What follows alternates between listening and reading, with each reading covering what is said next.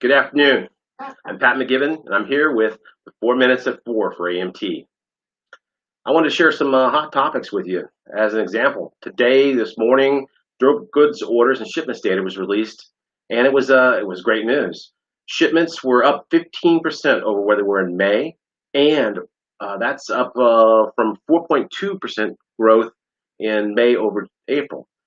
It's even better on the order side. We saw a 7% increase in June over May and a 15% increase in May over April. So we're on a good track with the durable good orders, but it is varies quite a bit across the different industries. As an example, in the auto industry, which is a pretty good sized piece of customer for us, shipments were up 83% June over May. That's after a 27% growth in May over April. But orders were really great, 85% up after a 29% growth in May over April. And in fact, June orders at $52.8 billion were $800 million more than shipments were. That's fantastic news because that means we're adding a little bit to the backlog for the auto industry, and we should see those shipments continue to grow over the course of the summer. The story's not so bright on one of our other key industries, the aerospace industry. In June, we did see shipments grow 19% over May after a 19% decline in May over April. But orders were negative. Cancellations outstripped orders, so order levels that were reported were in a negative framework. This has to do with a lot of cancellations that occurred during the course of June, and looks like there may be, we'd be lucky if in July we break back to even on the order levels for aerospace. Housing starts were out late last week, and we're running at about 1.2 million units on an annual basis per month. That's 17% up from the rate that we had in May, and it's actually about the same level, 1.2 million, that we had on a regular basis during the latter parts of 2018 and through 2019.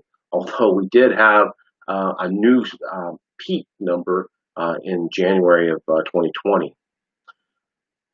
Now, news over the weekend from our manufacturing tech partners in the EU, basically our peers and the trade associations from the European Union, were positive.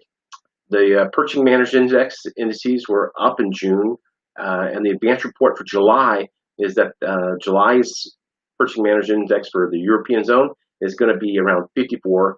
That's well above the 50 line, where anything above 50 suggests an expansion in manufacturing activity over the course of the next few months. It also appears that the USMTO numbers that will be released on August 10th will show we had a pretty good June as well.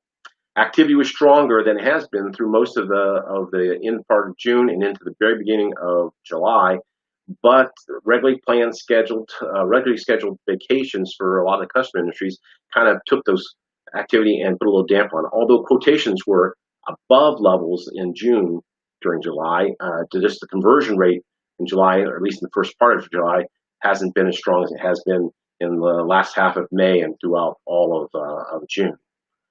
But as the data moves up in these other areas, so has it too in the employment numbers as well. Not only has employment numbers gone up, but unemployment claims last week, again reported late in the week, were down by 1 million claims from where they had been the previous week.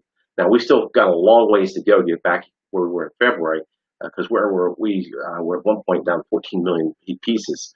But we're getting to start to climb back towards those numbers that were set in the latter part of 2019 and early 2020.